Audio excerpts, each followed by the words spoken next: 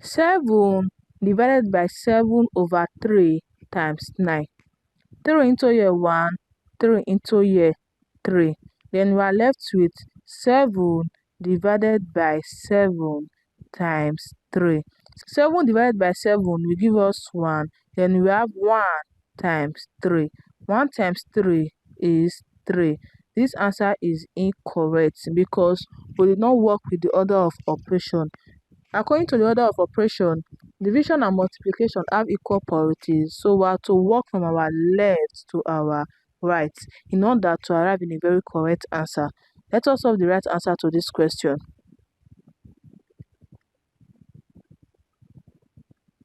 First of all, we are going to solve 7 divided by 7 over 3 using the rule of KCF. K stands for keep, C stands for change, and F stands for flip.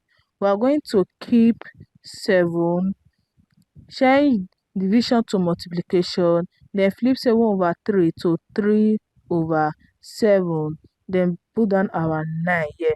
7 into here 1, 7 into here 1. We are left with 3 times 9. 3 times 9 will give us 27. 27 is the right answer to this question. I hope you find this video helpful. Please don't forget to like, subscribe, and comment. Thanks for watching.